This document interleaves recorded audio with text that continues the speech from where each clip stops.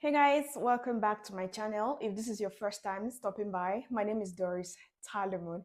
I'm Nigerian, but I currently live in Saudi Arabia with my family. And on here, I talk about my life in Saudi Arabia as an African and as a foreigner. I get to show you beautiful places here in Saudi Arabia and my day-to-day activities here in Saudi Arabia. Today in this video, I'd like to talk about 8 things that surprised me when I got to Saudi Arabia. It's more like cultural shock here. I know that before I left Nigeria, I did my research and I was excited to come. But when I go here, these are the 8 things so far that surprised me about Saudi Arabia.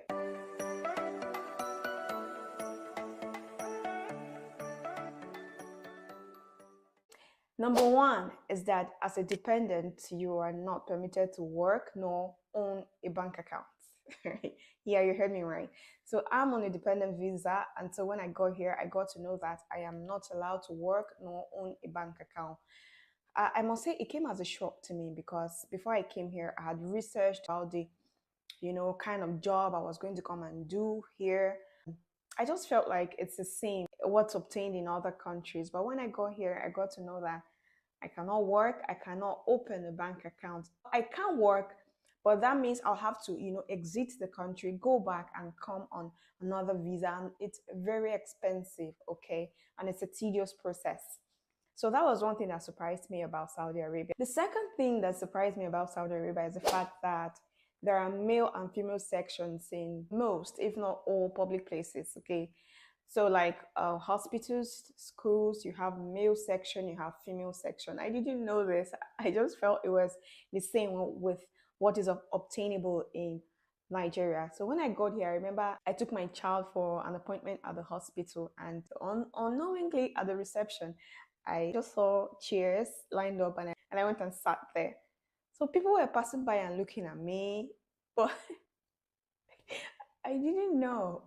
Okay, it was after a long time I had sat, nobody came up to me and told me that I was not supposed to sit there. They were just, staring at me and all that. So after a while, I stood up. That was when I saw the sign that this was for men and not women. So I found this so surprising. But then there's another thing. The female section is usually, enclosed. There's usually a barrier such that when they are sitting, when women are sitting, you don't get to see them when you pass by. So that was the reason why I missed it. Perhaps if it wasn't covered, I would have known that that was the female section. So here in Saudi Arabia, the male and female sections are usually separate in most, if not all, public spaces.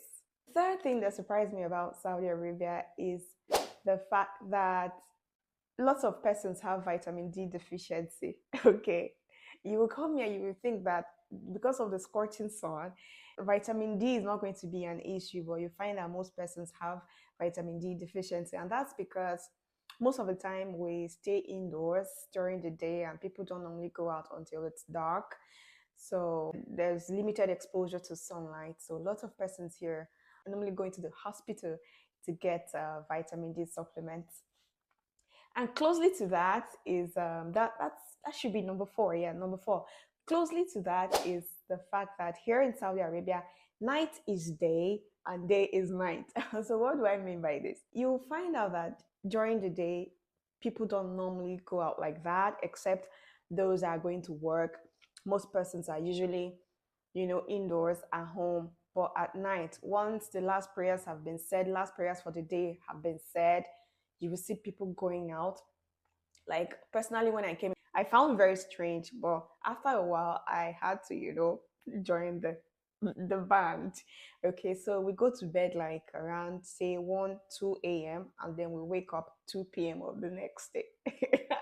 That's our schedule here.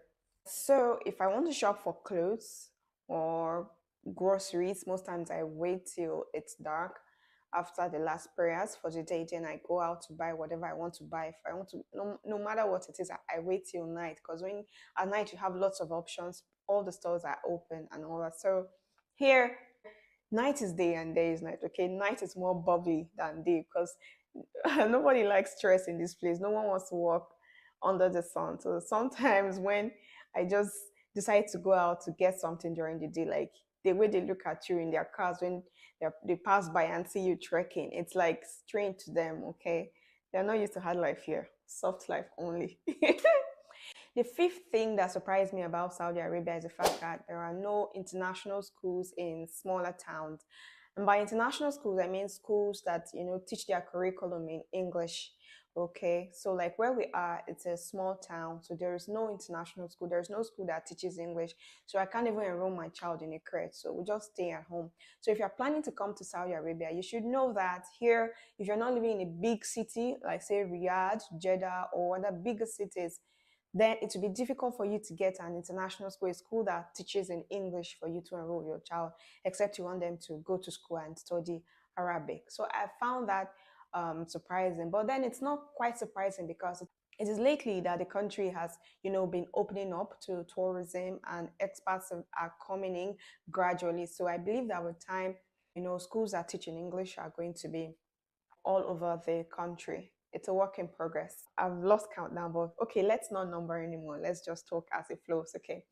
So the next thing that surprised me about Saudi Arabia is the fact that you don't just greet random people on your way, okay? Here, especially for the opposite sex, you don't just see someone and you want to greet. So when I came, it was very difficult for me to adapt because where I'm coming from, like the way my dad raised me, once I see somebody on the road, even if you're a child, unconsciously, I just greet you, without, once I pass you by and I don't greet you, I feel like I've done something wrong. So when I came here, it was very difficult for me to, change that behavior because most times when a man is approaching you on the way, he turns away. They don't look at women in the face. You don't look at a woman that is not your partner, that is not your wife.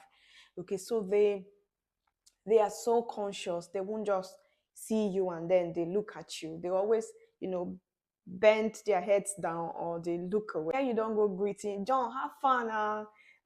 This person, have fun. No, you don't do that. Okay, you don't do that, especially to the opposite sex.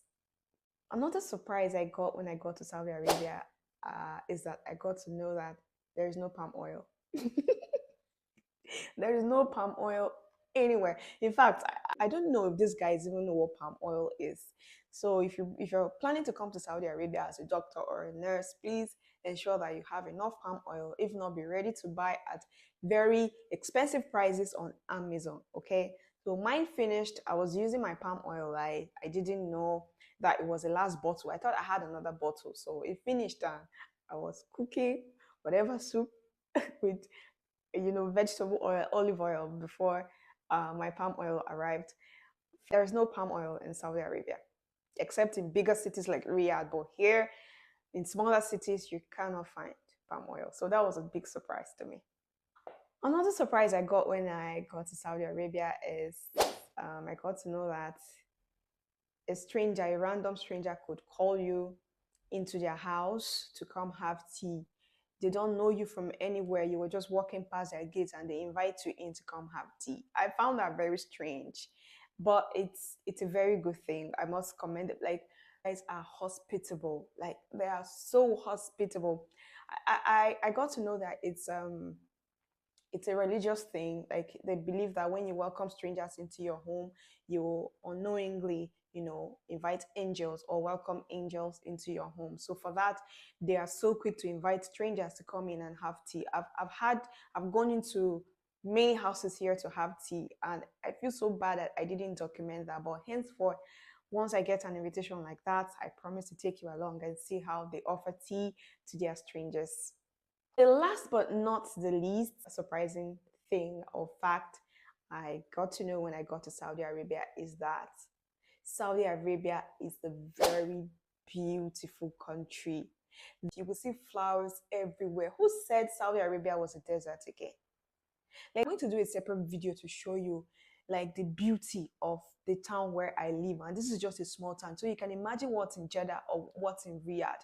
They invest so much in the environment. So the trees are well tended, the trees are well taken care of, the grasses are watered every day, like every day, literally every day they water their flowers and the plants and the grasses. So I see that quite opposite of what I read or what I perceived Saudi Arabia to be. I thought it was just going to be dry land, but Man, this place is beautiful. It's beautiful. I must commend the Saudi government. Like, so this takes me back home to like where I come from. We have good soil. We have good weather condition. Like everything is moderate.